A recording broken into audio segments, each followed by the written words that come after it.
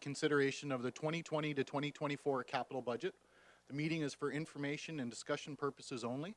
No action will be taken as capital budget approval is scheduled for the regular meeting of council on December 12, 2019. We will get going here. Disclosure of conflict of interest. Anyone, are there any disclosures of conflict of interest? Okay, seeing none.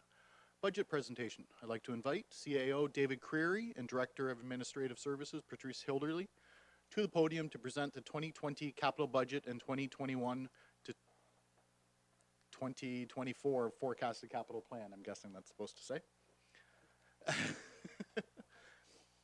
Okay, we'll start. Thank you, David.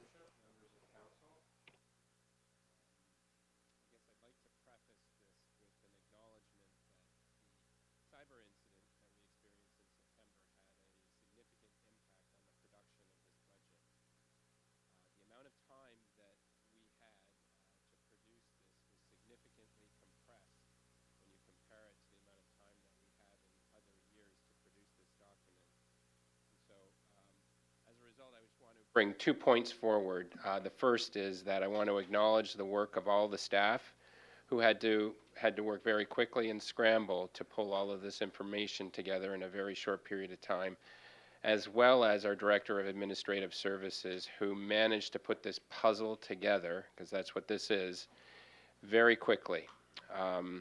Secondly, because it has been pulled together so fast, we welcome many eyes on this document.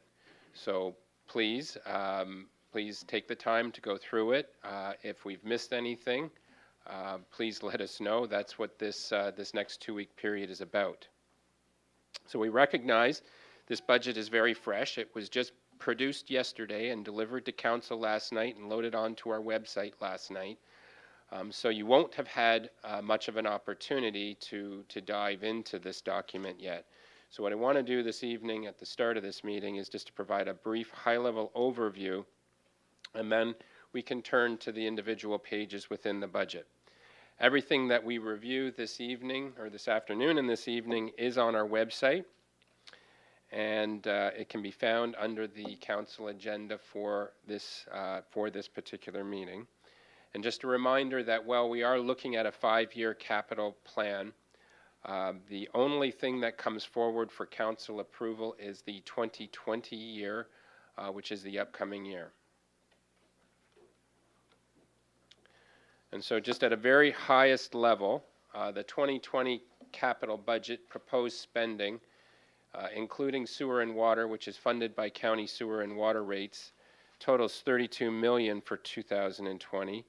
If you take out the county sewer and water funded portion, our own purpose spending is about $27.25 million. This is about $3 million higher than last year, and it's reflective of a general trend upwards in capital spending proposals that are come forward.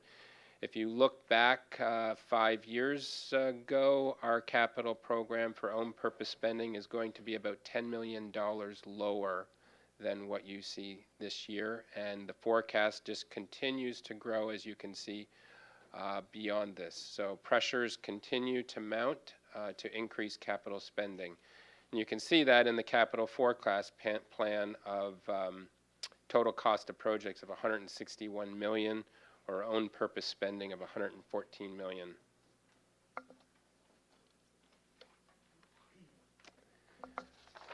I like to take a look at the distribution of our spending as it relates to the maintenance of our existing capital assets, maintenance or replacement of existing capital assets, compared to what capital spending we're doing related to something that's new service, new asset. It could be related to growth, or it could just be an expansion into a new service area. And this year, for the first time in my memory, it's reversed, where our actual capital spending for new and growth is actually surpassing our maintenance and replacement capital spending. This doesn't mean, though, that we are neglecting the state of good repair of our capital assets. I think this is more of a reflection of the pressures that our capital budget is experiencing because of the growth in the community, and those projects are starting to outstrip our base level spending on maintenance and replacement. One of the biggest categories in our capital budget is the road program. And in 2020, we are proposing road spending of about $5 million, which is a increase over 2019.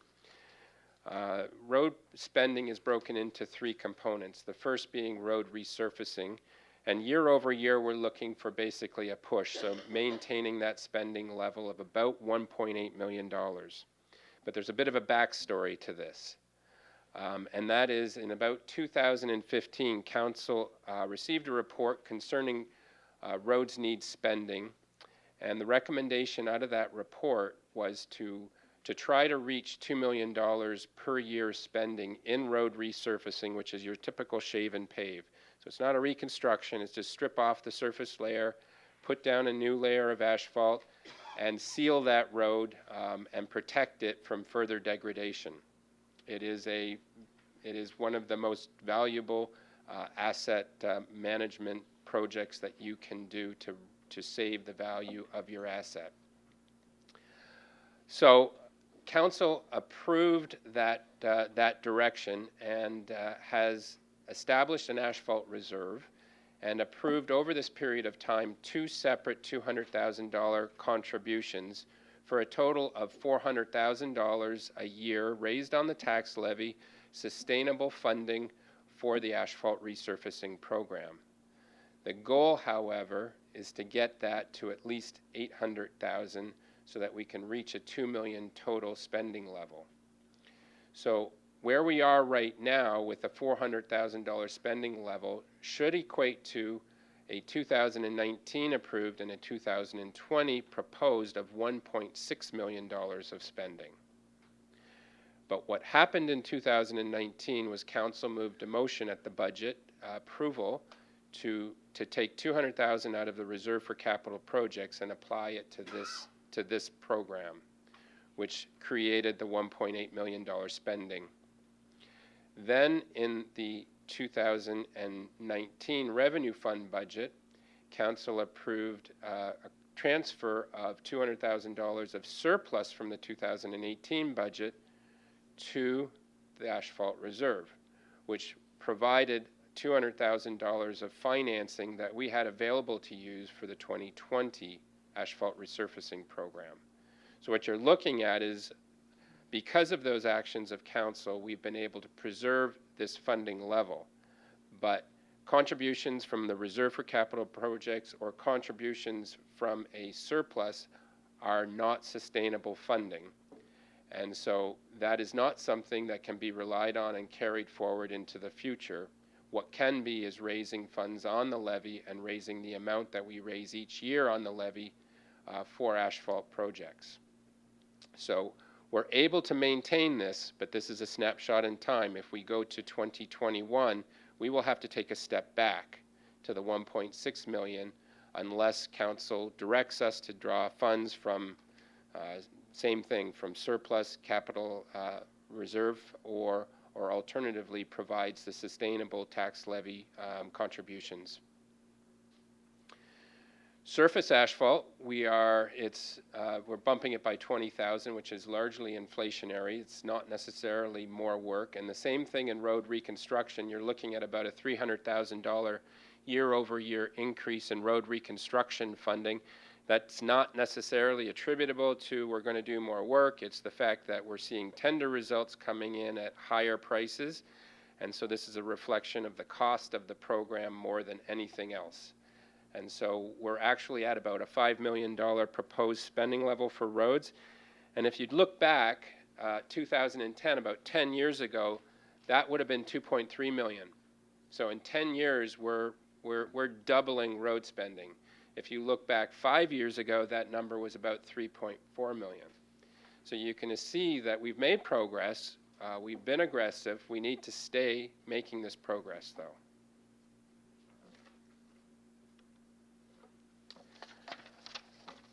In building projects, just hitting the very biggest projects and the highlights. In 2020, we are trying to bring forward a vehicle wash bay, $1.685 million.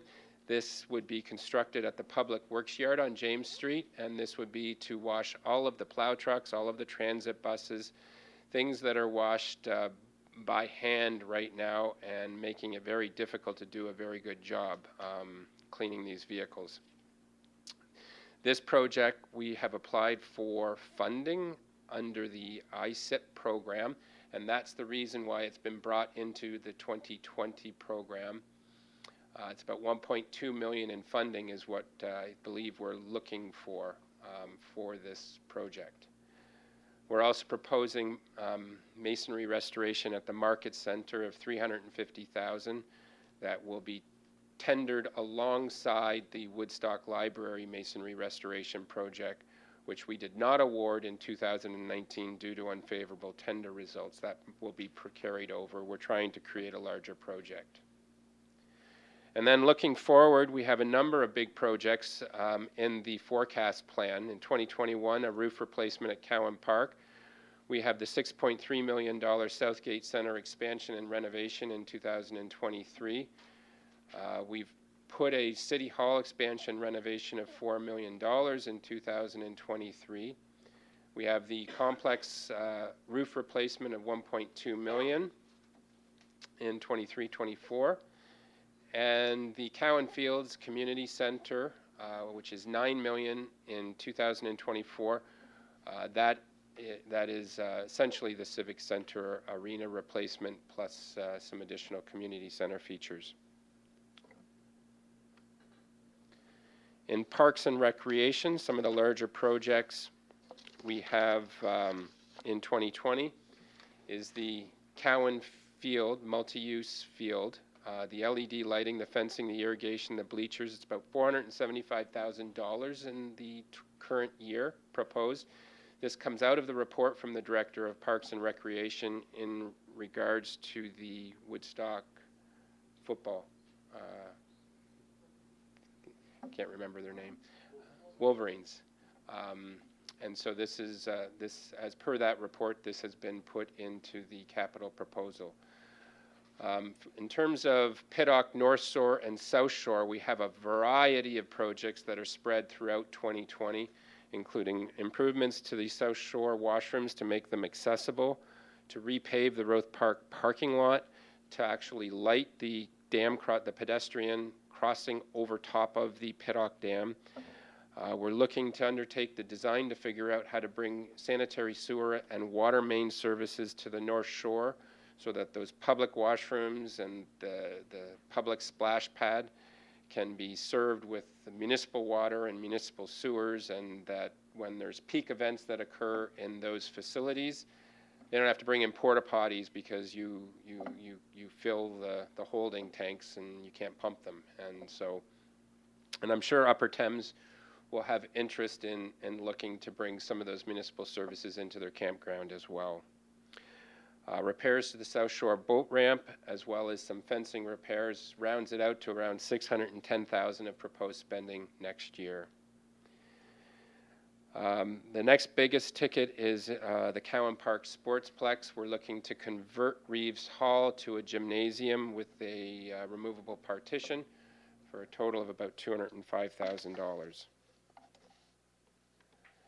If you look forward into the Parks and Rec forecast, there's a number of big ticket projects. Southside Pool change room and facility expansion, about $1.5 million. This comes out of the prior rec facility needs study. 2022, we're proposing a Piddock North Shore accessible washroom building.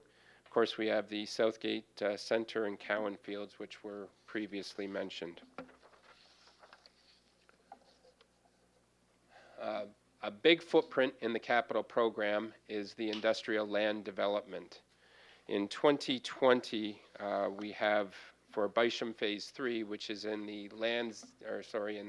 Devonshire and Woodall Way vicinity, we're proposing $1.9 million to complete the municipal servicing and to finish the last road in this industrial phase. This work is required. We've sold land that would require the construction of portions of this road, and we just want to finish the road because we think by the end of next year, the balance of the property that would make use of that road will likely be sold. So this is an important project to move forward. We also have phase 2 of Patullo Ridge, which is the former LEA farm, further east on Patullo Road. We're proposing $7.5 million for municipal infrastructure to service that industrial park. And the financing for this project we have identified as to be determined at the time of award. All of this money in total is all recoverable through land sales, and so the means by which we finance this will depend on the pace in which we believe we can sell this land. Also in 2020, we have to do an environmental assessment for the Patullo and Highway 59 intersection. This is going to be a precondition of continuing industrial development into the east end of Woodstock. MTO is concerned about the proximity of this intersection to the Highway 401 interchange ramps, and they want us to move it further south and close this intersection. This design study will look at the options that are available to meet this requirement. We also have in 2020 the Northeast Industrial Park. So this is the beginning of all of the various studies, whether they're environmental class EAs for municipal infrastructure, archaeological, heritage assessments, environmental impact studies, that are associated with developing the new industrial park on the east side of the 401. This $500,000 is just a beginning of what we're showing as ultimately $14.4 million of investment that is needed to bring that land to sale. All of these funds, again, are recoverable through the sale of that land. We're showing another $10 million roughly for the Southeast Secondary Planning Area servicing. This is shown as by others. The city does not have any real estate interests. We would not be the proponent in this case of bringing this servicing forward. But this is recognizing that we may need to play a role in this and that we may need to front-end finance this as we go forward.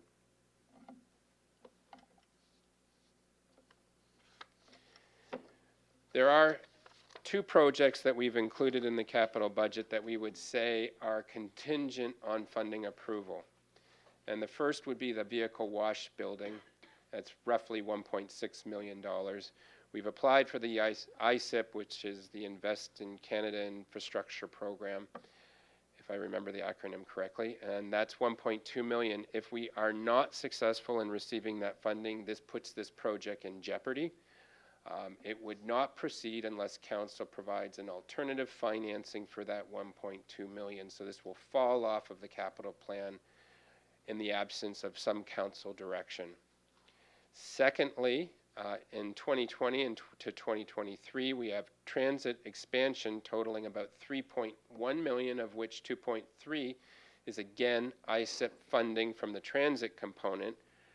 If that transit funding does not come forward, it puts this transit expansion project in jeopardy as well, and we would not proceed with this unless council provided alternative funding for this project. The substance of that $3.1 million includes additional transit buses, expansion to the transit garage, as well as software that provides real-time location of transit buses on their routes, so that the transit system can be operated in a much more dynamic way, with transfers being possible at multiple different locations along each route, instead of just the singular transfer point at the terminal currently. We, of course, have other ISIP funding applications, as council is aware, that are pending. One particular includes Southgate Center, expansion and renovation. We have an ISIP funding application in that. We have not plugged that ISIP funding dollars into the capital program. We have simply put the full $6.3 million estimated project cost in there, because at this point, we're assuming that that project is going forward with or without the ISIP funding, and if we get the ISIP funding, it just means that that project is that much easier to finance. So we have not assumed that we will get that funding, and we have not assumed that that project will fall off if we don't get that funding. And similarly, the $9 million community center for the Civic Center arena replacement was also applied for funding. We have not put that money in, assuming that that would come forward. That project will have to stand on its own merit at that point. There is a further project for the renovation of the fourth floor gallery. If we were successful in that, we would bring that project forward for Council's consideration to fund. We have not plugged it into the capital program at this point. It certainly could be, but we have not at this point. So tying it all together, how do we finance this, this total $32 million? So capital out of revenue, which is the annual amount that's raised on the tax levy, is $3.9 million. We're proposing to dip into our reserve and reserve funds for just under $10 million. We're proposing the standard typical $900,000 issuance of debt, and this totally relates and solely relates to the road reconstruction program. So the $900,000 represents the annual council policy with respect to the issuance of debt. County sewer water rates of $4.8 million. And we're looking for capital grants. This is federal gas tax. This is ISIP funding. It's a variety of grants that the city receives of $4.9 million. And the financing to be determined is the Pattullo Ridge Phase 2 project, which is the industrial land servicing, which would be recoverable through land sales. And depending on the pace in which we are selling land will dictate our decisions as to what is the most appropriate way to finance that when the time comes. So debt, our estimated total outstanding debt right now is about $18.7 million. We're only proposing to go to $900,000 additional debt in 2020. Of course, it does not include that $7.5 million. Looking forward into the 4-year forecast, though, we've had to rely on the issuance of debt significantly. $32 million.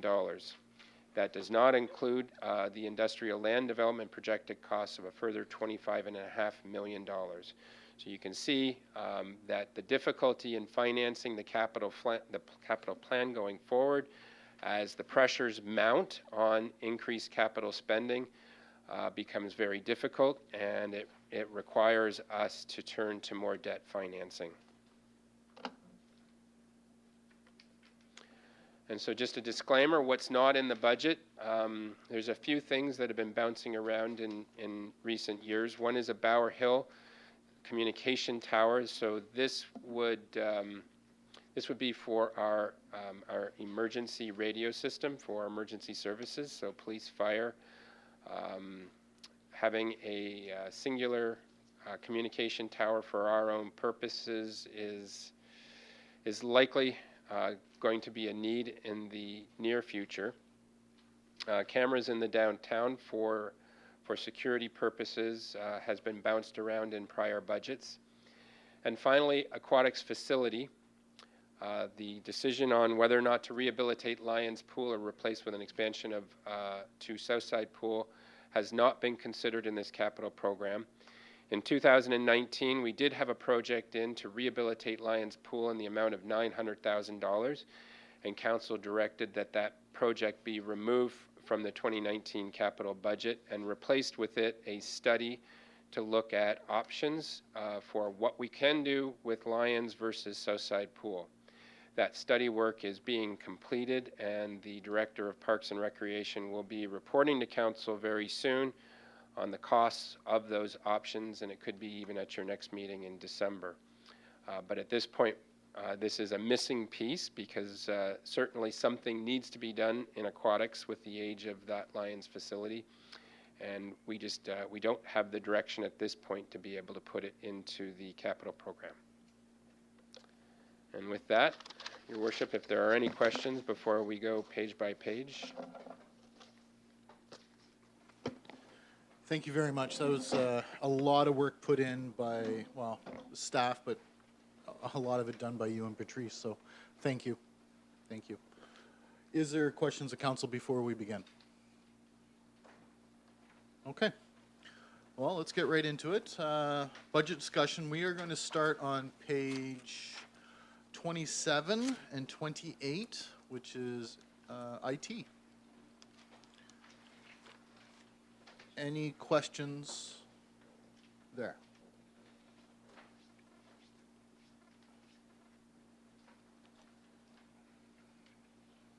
And we're going to take a little bit longer because I know nobody's had a real good time to look at this yet. So we're going to slow things down as much as we can, but yet keep things going.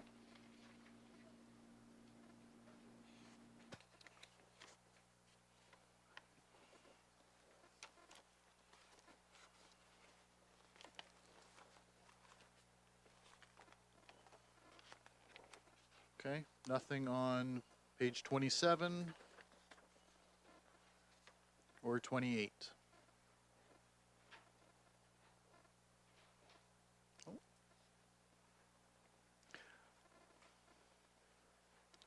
Councillor Tate, will you have any questions for IT before we move along?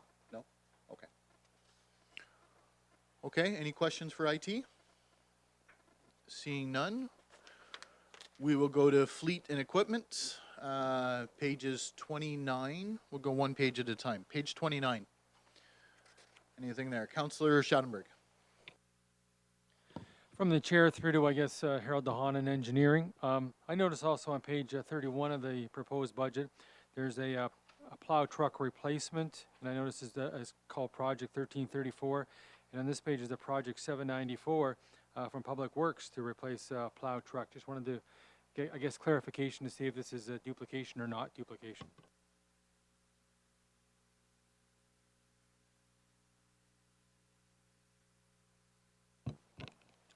Your Worship, through the councillor, Project 1334 is a new plow truck.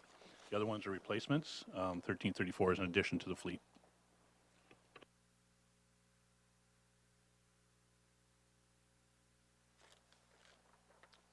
So any questions on, again, 29, 30, or 31 for fleet and equipment?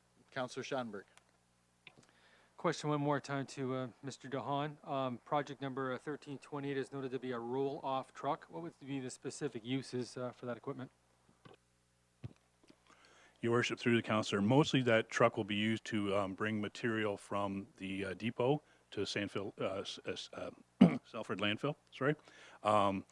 If we're able to do that, we can save on contracting that work out, and running the numbers, it looks like it'd be a lot cheaper for us to do the job rather than contracting the work out.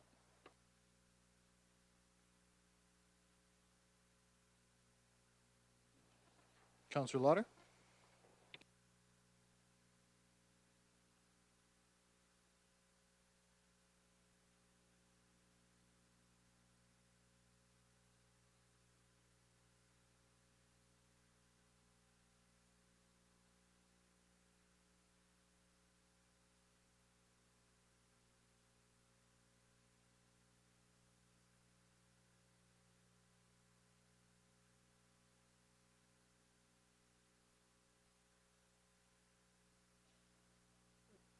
Oh, sorry.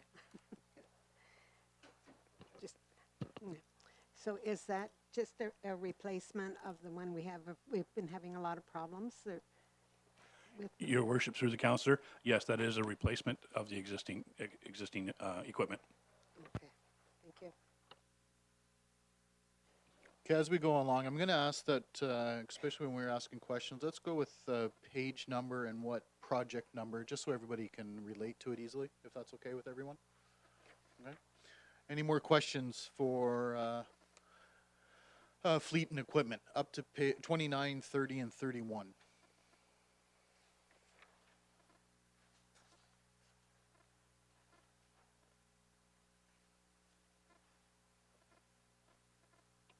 guess I just had one, and Harold, you probably know this, the page number 31, project 1335, engineering sewer camera.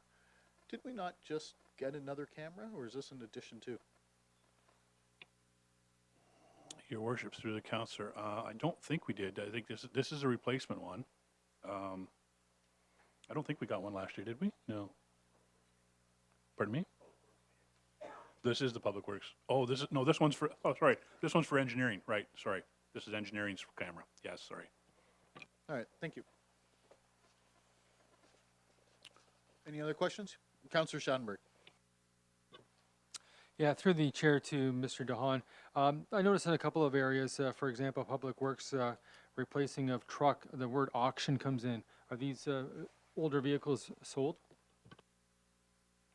Your worship, through the counselor, yes, we tried to get a little bit of money back for the old equipment, so we put them up for auction.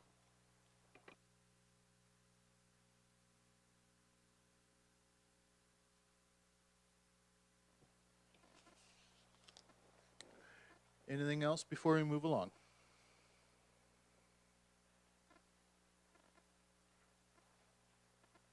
Okay. Seeing none, we will move along to page 32, traffic signals and crossing protection. Any questions?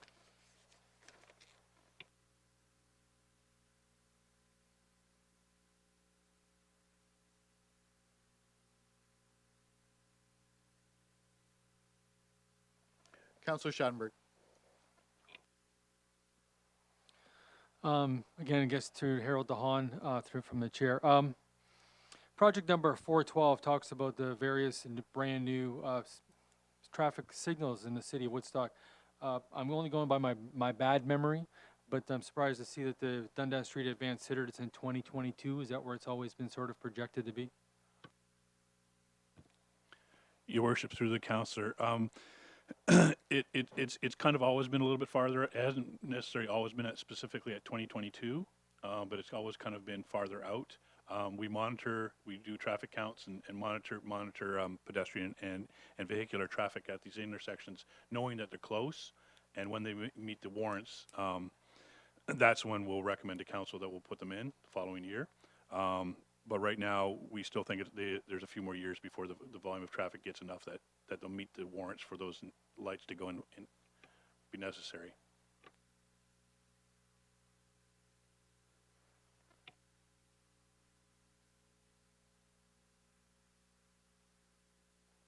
And just on that note, I'd like to add that is a bad intersection. I would hope we'd get something in there sooner than later, that's for sure. Any other questions for traffic signals and crossing protection? Okay, seeing none. We will move along to infrastructure, page 33. Let's go page by page, since this is a big one. Page 33, any questions?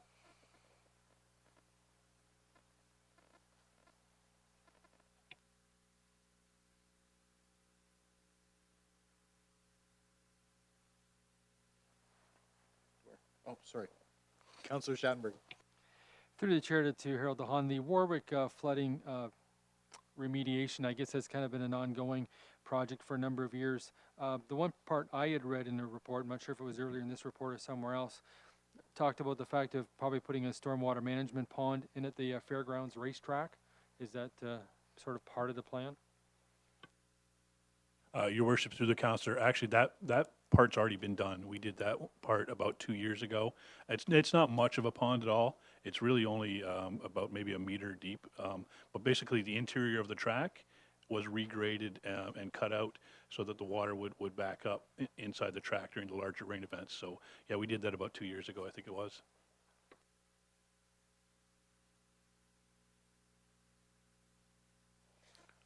Okay, any other questions on page 33? Going along to page 34. Councillor Schadenberg. I know we're not here to debate the Warwick flooding remediation project here, but I guess the other part I had read somewhere, I think it might have been in this document here, was the fact that the idea is to take some of the excessive water and put it underground in a sort of a storage area underground, as opposed to being on the surface as a water management pond? Your worship, through the counselor. Yeah, about 5 or 7 years ago now, I guess, we did an EA studying the flooding at Warwick and at Norwich, and both solutions at both were a number of different separate projects, 3 to 5 different separate projects to address the flooding in each location. As you mentioned, the pond at inside the racetrack was one of them to help address Warwick, as well as there was a trunk sewer that was put in on Houston a few years ago. That was also part of the solution. And yes, you're right. Part of the Warwick solution was putting large chambers under the road that would store the volume of rainwater. And last year, council approved some money because the cost of that project of putting those chambers under the road is about $5 million plus, as well as the fact that it would be greatly disturbing the neighborhood. Basically, we'd have to dig up basically from road allowance to road allowance, and basically people wouldn't even be able to drive to their houses at all during construction. And we haven't had any real issues of flooding in that area since a few of those other separate projects were put into place. So that's why last year we had asked for some money and to relook at that and see if those underground chambers are still necessary. This year we're going to be asking for that money to be carried over because the study isn't quite done yet, but we're hoping that that maybe we were a little more pessimistic before, that the projects that we've already put into place are addressing the problem.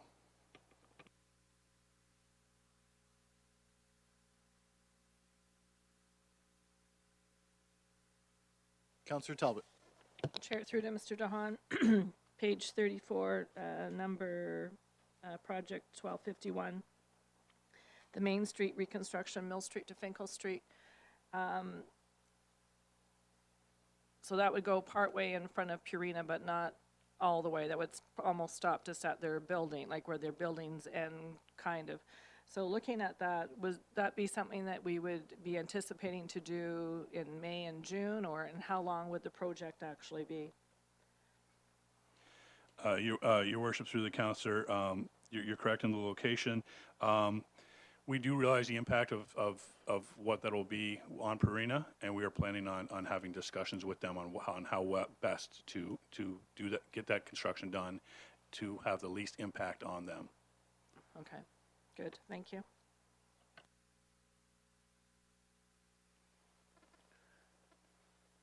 Any questions then for page 34 and 35?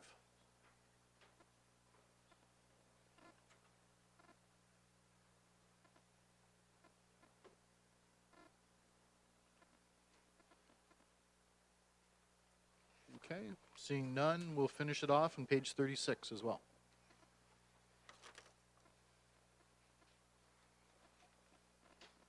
Councillor Schadenberg. Yeah, notice on page 36, project number 245, the community complex parking lot rehab. We had approved money in 2019 to do part of the parking lot at community complex, and also part of the, I'll combine it, and I guess one question, part of the roadway at Roth Park as well. And I don't believe either project was done in 2019, and it's past asphalt season. Is it the idea to kind of combine both next year? Your worship, through the councillor, what staff did last year was we put most of these asphalt contracts into one large one. So it included the resurfacing, it included the surface, it included a couple of parking lots. The resurface and surface were one, but we wrapped up a lot of the parking lots in one contract. It was tendered this year. Contractor did not have time to get it done, so it's being carried over, and it should be done in the spring of next year. If we approve the 180,000, I believe that was the number in the budget, though, would that be the entire community complex parking lot would get done in 1 year, but just in 2 different phases?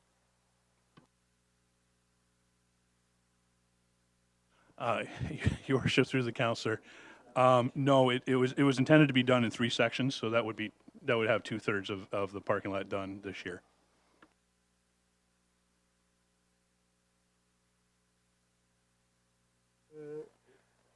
Yes, sir. We're laughing at his microphone, not the question, just so you're aware. Not yours. Harold, I don't want you to think we're laughing at you, Mark.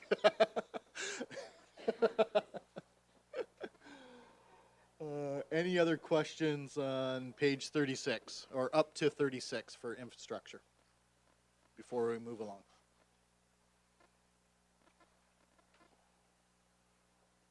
Okay, seeing none, we will go to sanitary sewers on page 37 for Harold as well.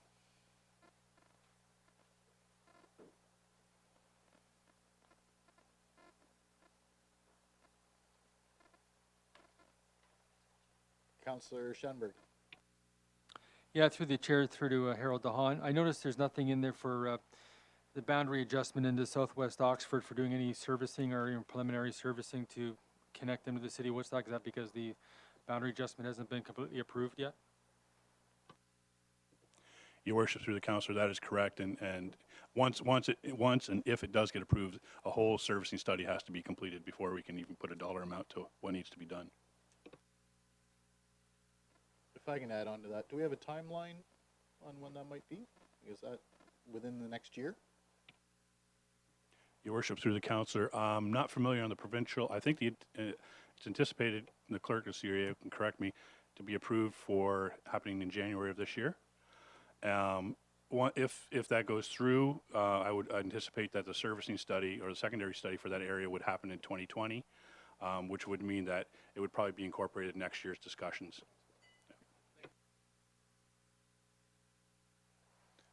Any other questions on sanitary sewers, page 37?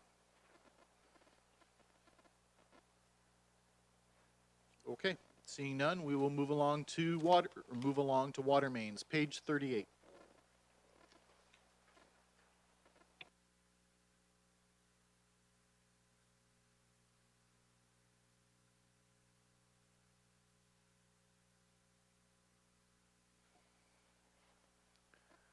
Any questions for page 38 on water mains?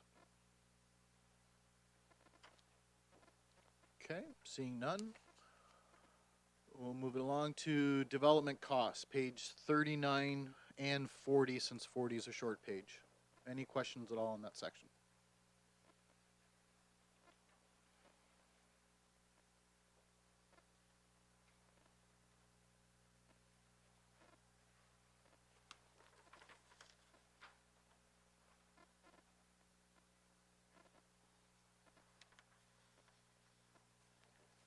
Okay, seeing none, last chance.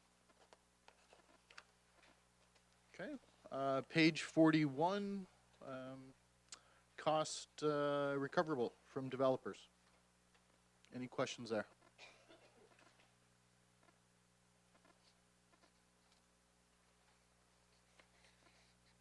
No? All right, moving along to street lighting, page 42.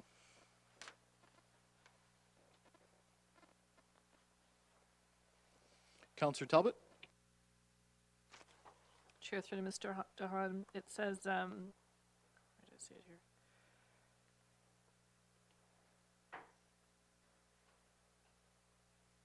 Oh, install streetlights in unlit areas, project 936. Where are the unlit areas? Your worship, through the councillor, let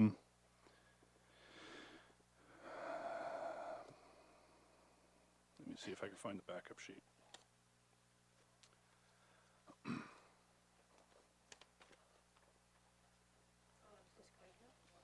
No, no.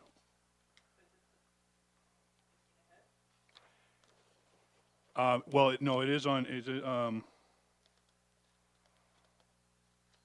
sorry, none of the area. Sorry, Athlone, Finkel, County Road 17. Yeah. So Athlone would be is the number for 2022. Finkel Street is 2023. And County Road 17 is 2024.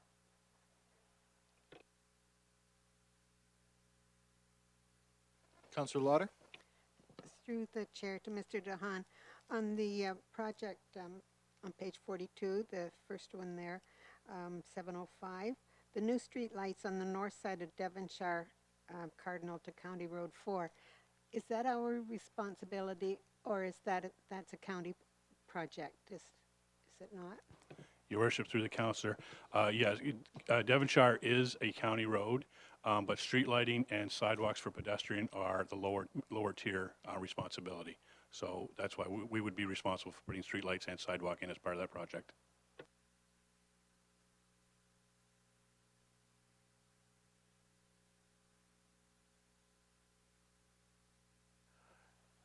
Anything else for street lighting? Okay, seeing none. New buildings, repairs and maintenance, page 43. Councillor Talbot. Project 1259, police station main boardroom renovation. I thought that was completed during the addition phase. I'm just curious as to what that represents. Your worship, through the counselor, I'm going to ask the manager of facilities, Craig Wallace, to answer that one, since he's been dealing with the police. The question through to Councillor Talbot, the boardroom, the renovation was never part of the original construction project that we did two years ago. The boardroom was not touched, so. Oh, I thought there was a new boardroom that was made in the addition. It wasn't. There is a new boardroom in the new addition. The project that's in the budget is to renovate the existing boardroom in the original building. No, just to refresh it as a boardroom. So to have 2 boardrooms in the station. Yes.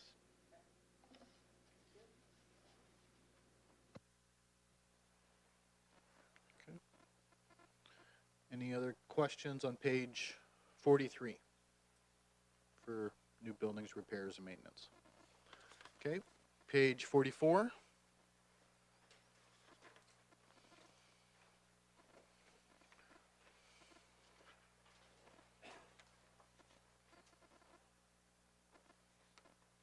Councillor Schadenberg.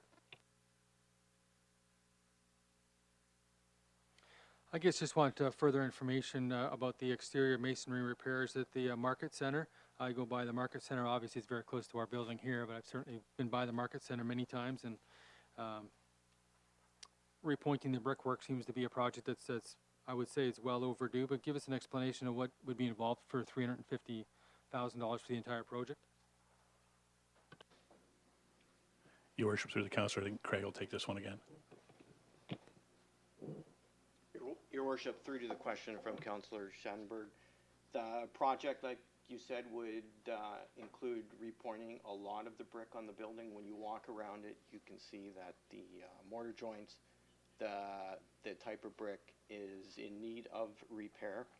When you look at the overhang at the east end of the building, it's needs exterior painting. The overhang itself is a flat roof membrane. That all has to be replaced, and the eaves and the gutters have to be done as well. That's basically the bulk of the project.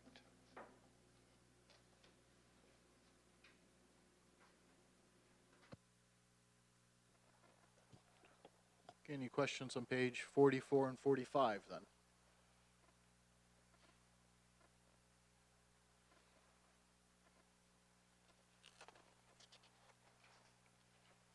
Councillor Schadenberg.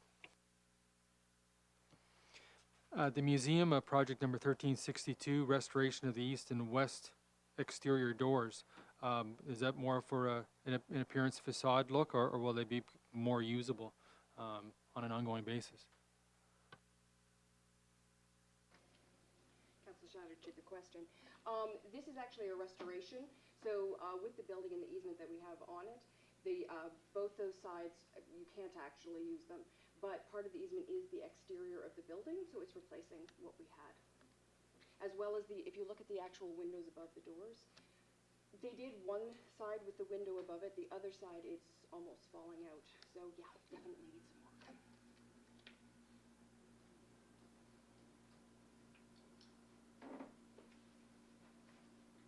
Councillor Talbot. Thank you. On page 45, project 1371, 944 James Street, new fire alarm system. And then if you go on to the next page as well, 1375 structural repairs, I'm just curious with the addition that's is this, because of the addition, like to update the existing part of it, or? Your worship, through the counselor, the fire alarm system is because the building doesn't have one. The structural repairs is because of, during the ongoing addition that was done, we found out that some of the existing columns are in really bad shape and they need to be fixed. So that's how that came about.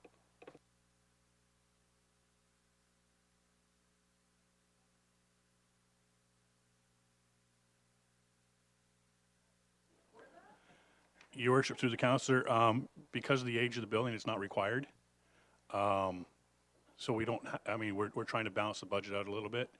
I mean, it'd be nice to have now, but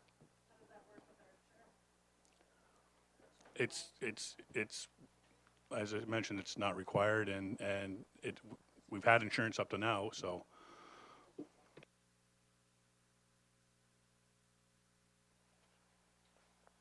Good question. All right, any questions for the rest of that entire section, up to page 46 on new buildings, repairs, and maintenance, before we move along?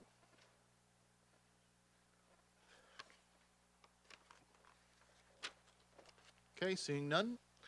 Transit, page 47.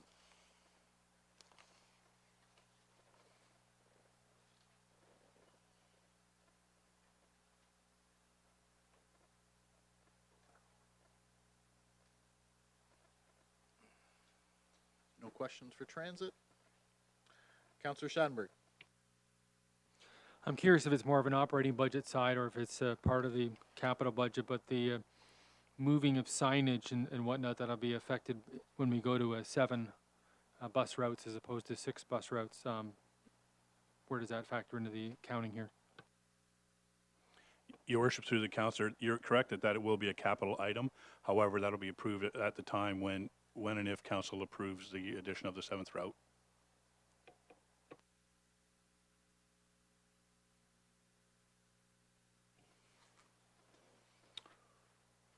Any more questions on transit? All right, seeing none. Fire, page 48. And I do want to remind councillors that we do have lots of city staff here patiently waiting, so if we have questions, to ask away. Not to call you out, Trevor, sorry. Yeah.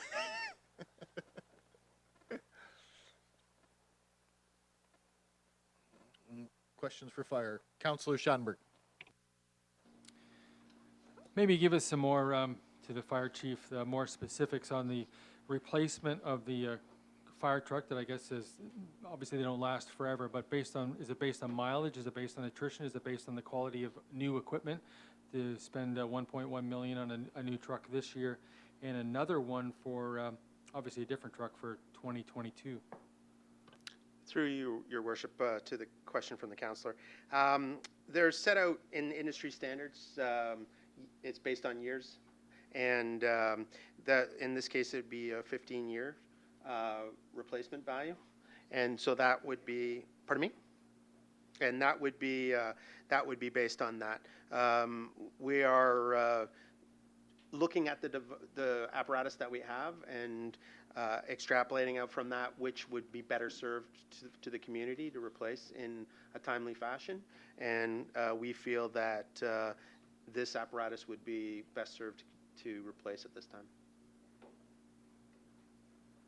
Councillor Talbot? Just for clarification,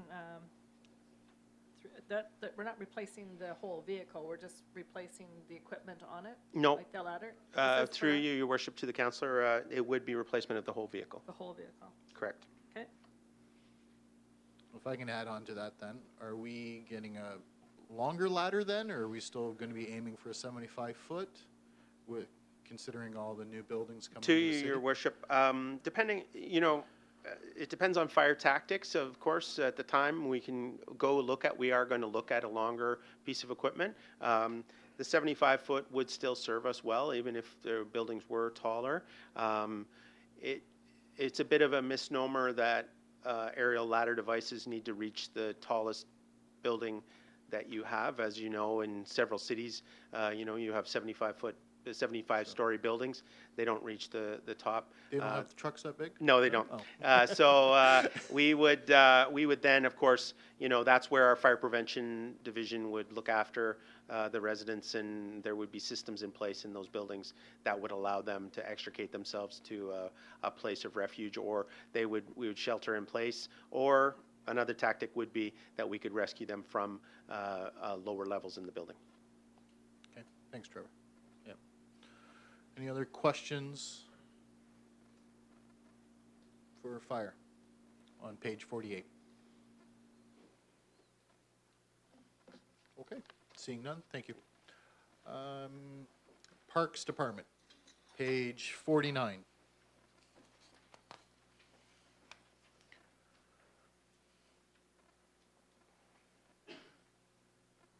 Councillor Talbot. Chair, through to Mr. Connors, we've had this discussion in the last couple of weeks about Project 296. Benches is part of them. The 86 that is set out there, how much equipment is that actually going to give us as far as furnishings? Because you explained to me that just a bench is around $2,000, so that can't represent very much equipment or furnishings. Your worship, through to the councillor's question, we do this to spread out what our needs are over the years. That's why there's multiple years in here. So we don't try to do it all at once, just because the capital budget would would be seriously impacted. So we do spread it out. A lot of this goes to some of our new builds too, with sport field benches and that, as well as bleachers and benches for new parks, that sort of thing. So would this particular line in the budget, would that represent furnishings that are already earmarked for the coming year, or if there's some give and take in that to see what arises? I believe this would be all earmarked pieces as far as what we require. There are sometimes through sponsorship or through some pieces in the revenue budget. If there is funds available, we'll make those into benches or other items that are required. Okay, thank you. Councillor Lauder. Through the chair to Mr. Connors, just a question. On Project 860, what is an athletic pad renewal? What is that project? Your worship, through to the councillor's question, the athletic pad would either be a basketball in the case of the Victoria Park. So we've gone in and done the work. It needs painting now, so that would be the painting piece of the athletic pad. The others would be the tennis courts, and that would be painting for them.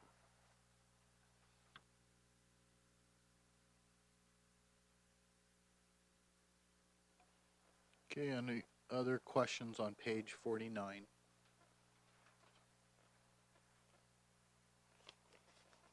Okay, we'll move along to page 50. Councillor Schadenberg. This question might have to be answered by the Parks Department and the Engineering Department, but it's about project 1288, Homer Brown Park revitalization. I used to actually live on B Street. The first house I ever bought was on B Street, and Homer Brown Park was a little bit damp then, but now it's become extremely damp park, and so I'm not so sure if it's an engineering thing that needs to be done over there, or what it has to be to either revitalize the park or to create a stormwater management pond in there, or just sort of naturalize it and let it be. Your worship, through to the councillor's question, you are correct. This is going to be a combined project with engineering and parks. The park was so bad this year that staff couldn't get in to cut it until close to August, I believe. And when we did cut it, it was so long that it was really unusable the entire time. So we are going to be looking at some engineering solutions, but also some solutions that might have some type of design phase to the park that would let us redesign to recapture some of that parkland for use, because it is a very large park in our city, and right now the residents really can't benefit from it at all.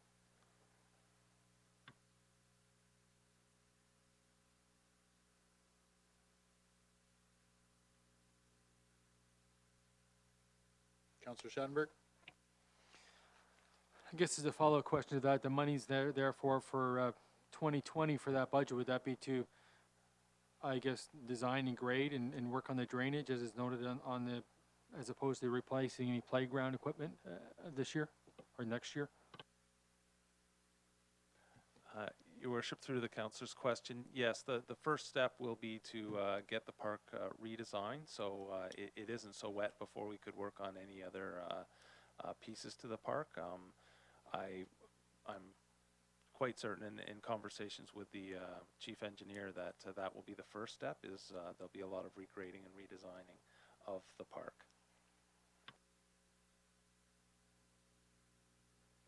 Councillor Lauder? Yes, through the chair to Mr. Connors. On project number 1384, battery-powered sports field sterilizer. What is that piece of equipment?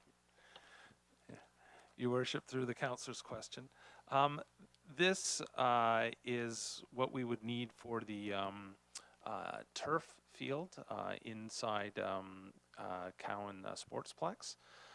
The reason why we require it to be battery powered is that if it's diesel powered, we have to, every time we get the sports field currently sanitized, we go out to a contractor and we have to close the walking track just because of the fumes it creates, and then we have to kind of defume the building before we can do it. So what this is going to do is it will allow us to start using the contractors, and then we can actually not have to close the walking track for a day while we're cleaning the turf, and it'll allow us to clean it more frequently as well.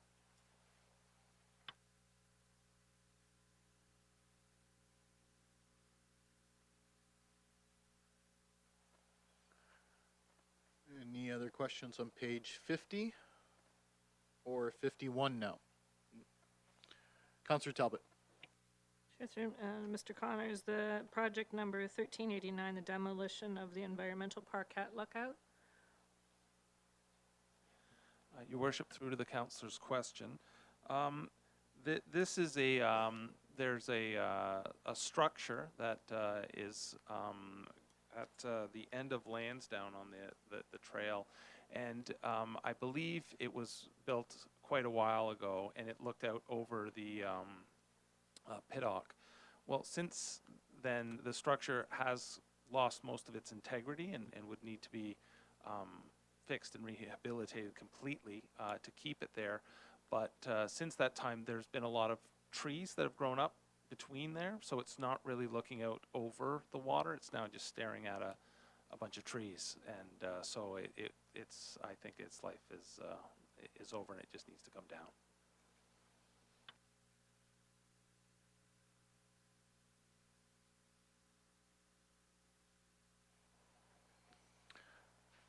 Any other questions up to page 51 at this point?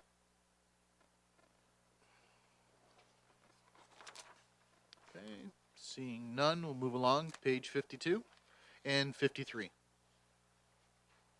to finish off Parks Department.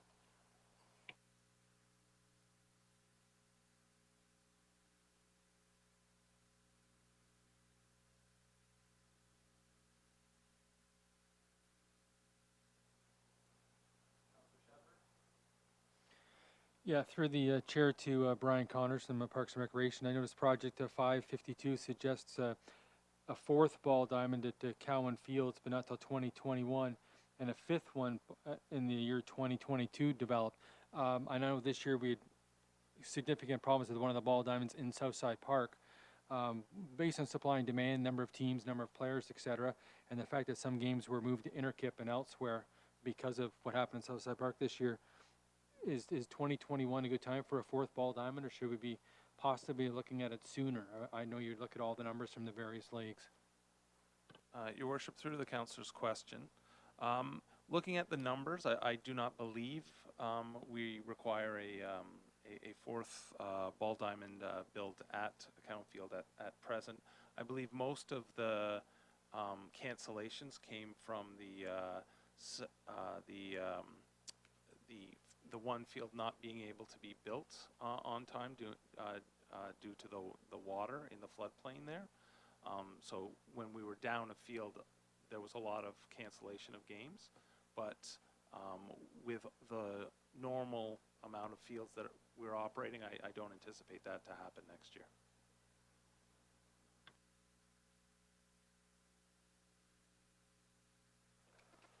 Okay. Councillor Schanberg. There's a proposed basketball court. I know it's not 2020, but 2021. There'd be I'm assuming there'd be a full-size one basketball court at Cowan Fields. Only asking the question based on its proximity to the basketball court currently under construction at Ludington Park, which is, I guess, technically maybe only about 5-6 city blocks away. And I know you've been working with the Wine Not Us group, but is there anything specifically different about this basketball court for Cowan Fields than what we see elsewhere in Woodstock, including at Park Row? Your worship, through to the councillor's question, this basketball court would actually be a double basketball court, and it would basically be the same as Park Row Park but doubled. The Why Not Us group that has been raising some funds to make it a little more special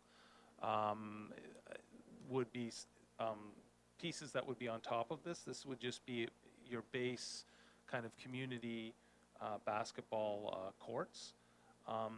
It is proposed to go in this location just because this is our outdoor recreational space. So it would meet the need there. And we do find that a lot of people do travel to go to these recreational spaces. So it'll be twice as large as any of our other courts, though.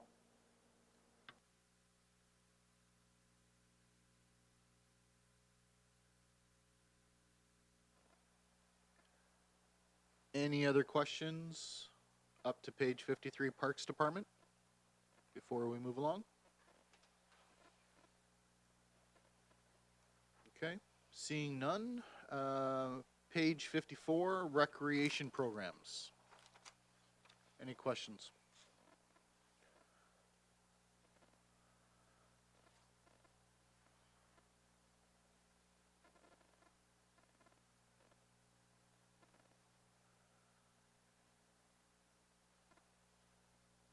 No. Oh, sorry. Councillor Talbot. Okay, Chair, through to Mr. Connors. Project 1401 beach volleyball courts. I know it's not projected till 2024, but is that the existing one at Southside Park, or is this to add more?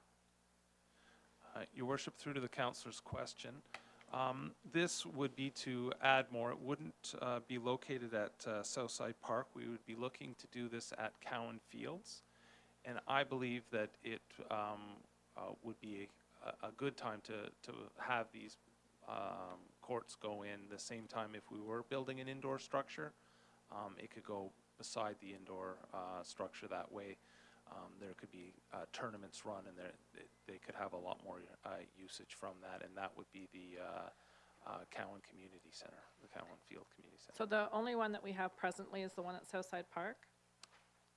We have one at Southside Park. There's also now one on the North Shore. Okay. For Pittock, but the only one we maintain is at Southside Park. And is it used a lot? It is used quite a bit. It's used mostly for recreation, pickup games. Sometimes people will rent it as well. There But if you want to, like, there has been requests for more tournaments and more group activities, and that's where you'd want to put several. This amount should give us about 5. We would be able to build 5 courts beside this. Thank you.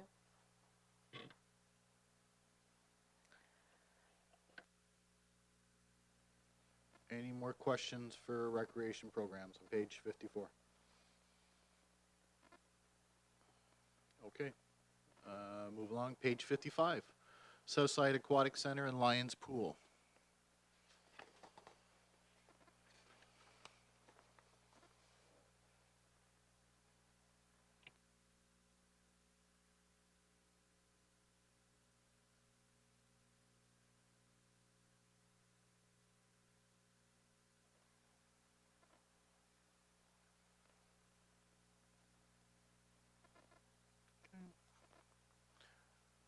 No questions, page 55 on Southside or Lions Pool? All right, moving along. Page 56 and 57, since it's short, Community Complex and Civic Center.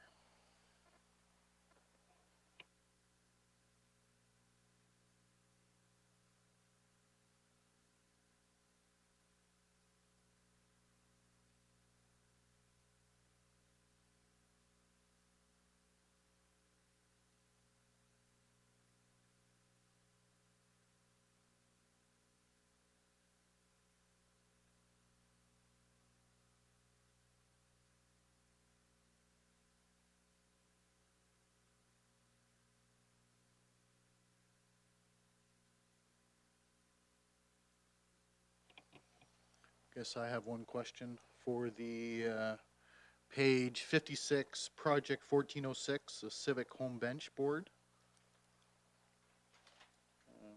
Seems like a lot of money, no? Your Worship, through the councillor's question, this is in speaking with the facility manager, this is a health and safety issue, so this is getting in and out from the ice, and we would prefer, like what we have been doing with the Civic is just doing projects there as needed to keep it kind of limping along. But this is something that we can't avoid, and it's going to become a health and safety issue that will prevent us from going forward in the future with it. So that's why it's sitting out there.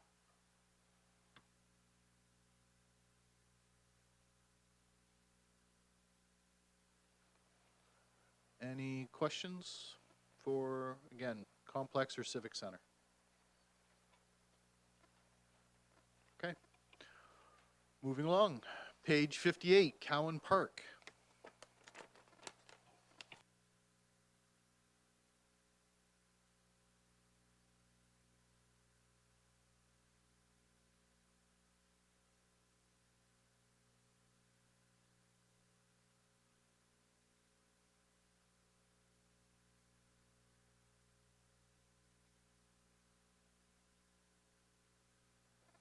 Councillor Fraser.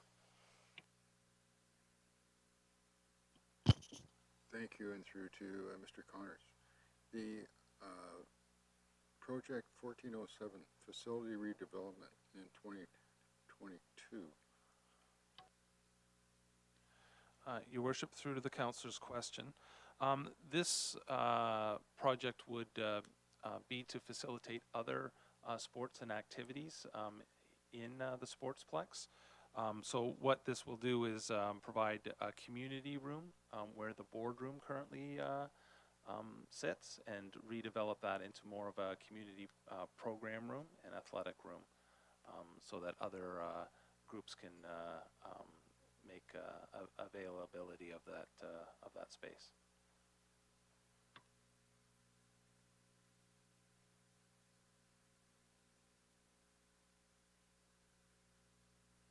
Sorry, Councillor Lauder.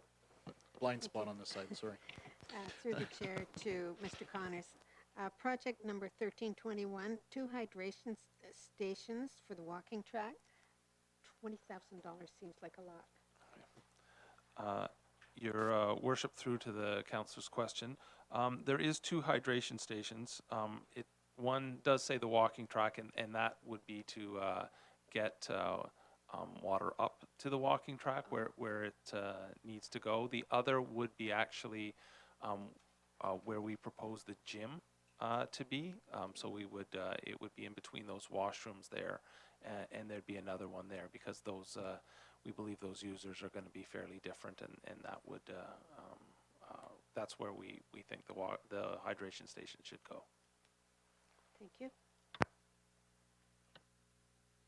Councillor Talbot? Chair through to Mr. Connors. Is 1316, is that for flooring? It just says Reeves Hall 2 courts. Your worship, through to the councillor's question, that is actually everything but the flooring. So the project will be, we will bring down, there's 2 kind of cloakroom walls that actually go into what is now the community hall. And if we take those down, we'll be able to have widthways to basketball nets, also floor hockey, and there'll be a bunch of different sports that will be able to occur, as well as more room for tennis and badminton and volleyball. But we don't want to put the floor in until the roof is done, because with a lot of these gym floors, if you get them wet, they can easily get destroyed. So we want to make sure we stop all the leaks that are happening in there before we put in a more conducive gym floor. We will be doing some relining of the current floor, but it won't be a redo of the floor at all. You are correct.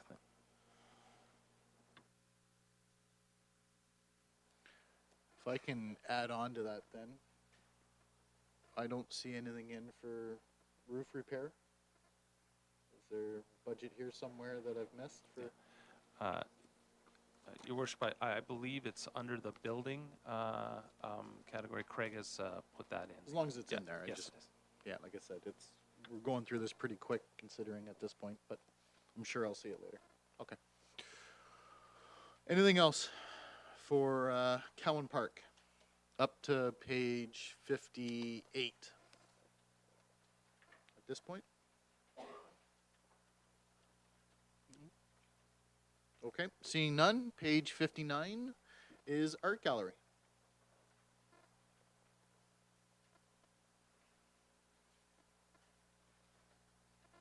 Okay.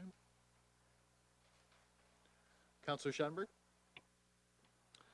I guess this question to the chair is through to Mary Reid, because I know she's in the gallery here today. Bad play on words, I guess, but for the art gallery with a 50, I guess it's 10,000 per year from reserves for art acquisitions. Is there opportunities as the years go by to turn some of that into revenue too by sharing part of the Woodstock collection, say, with other art galleries and vice versa down the line? Because we obviously have accumulated quite a impressive and staggering acquisition of different artworks in Woodstock. Through the Deputy Mayor to the councillor's question. So we already currently do that. When we loan our works out, we do charge a fee. And when we put exhibitions on the road and we are in the process of planning a touring exhibition of Florence Carlyle's work, we do charge a fee. So that's already a regular course of business.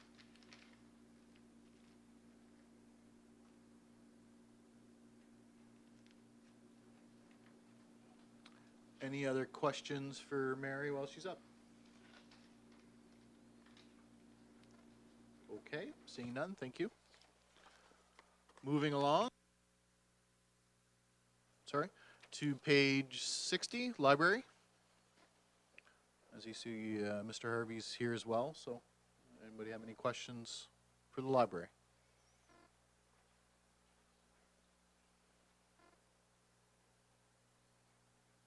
Councillor Schanberg?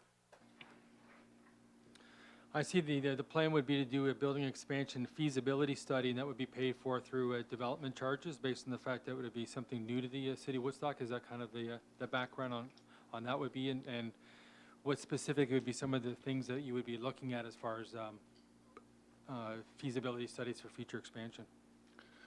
Through your worship to the councillor, the study for the expansion of the building would be financed through library reserves that currently the library holds. It would look at current trends in library services, how the strat plan works with the existing building, and what is lacking. Currently, I noticed that we lack in programming space. We only have one room, and it's small at that. So libraries are changing. We're becoming community hubs, and we're doing more programming around our collection. So things like digital literacy would be something we could possibly do in a new space. But we would need consultants to come in and look at our needs. There's also factors concerning our per capita size. So it's the rule of thumb now is 1 square foot per capita. So, and we also need more admin space. We're kind of cramped downstairs.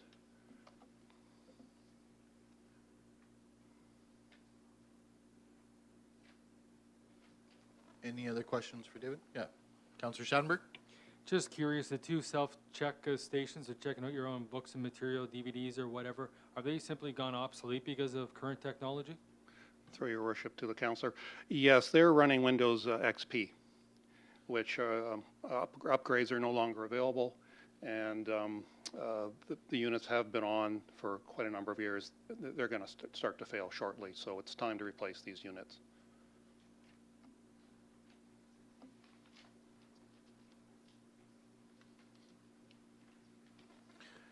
Any other questions on page 59 for the art gallery? Or library, sorry. Sorry, Mary. Sorry, David.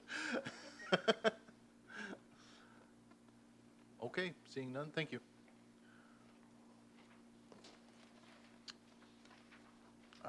Page 61, Police Services Board.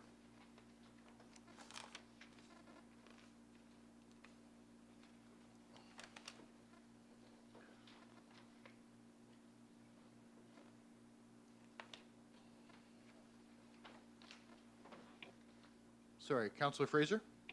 We can't have the chief here and not get him up on his feet for a minute. Through to the chief, the radio replacement of portables and mobile radios, how many years now have they been in service? So these radios were purchased in 2008, and that was when the system was installed at that time. It was based on 1996 technology. In 2016, the radio system was upgraded, and it was determined at that point that the current radios we'd have would not be supported when they did phase 2 of that project, which is to occur in 2020. And at 2020, those radios we currently have will no longer be supported by Motorola, nor will they interact with the new phase 2 upgrades to the system. All right, and the fire department portables and mobiles are at the same, they're in the same cycle, aren't they? That I'm not 100% sure. I believe they were purchased. I think they upgraded their system, and I can't speak for the fire department. I think they upgraded their system at the time or shortly thereafter. The police service did not. I read in here someplace the infrastructure of the radio system has to be looked at again at some point in the future as well, right? And that would be in conjunction with the fire department. So it's Your worship, through to Councillor Fraser, the emergency radio system is still integrated, and so it's all shared amongst our emergency services. There is a project in 2020 under the fire budget, the 660,000 financed from the radio reserve, and my understanding is that is for the replacement of the technology at the police station, mostly associated with the 911 consoles and in that area. Perhaps the deputy chief can. Through you, your worship, to the councillor's question, if you can refer to page 24 of the document, it provides a brief explanation about the replacement of the municipal radio system. Your worship, through to Councillor Fraser, I guess to continue to your larger question is that council raises funds every year on the levy for the radio system now, because now we've experienced a significant cost at the outset of this system, and there's been ongoing maintenance costs as the technology ages. And so every year we are raising funds, and undoubtedly there will be more projects in the future as we need to continue to upgrade.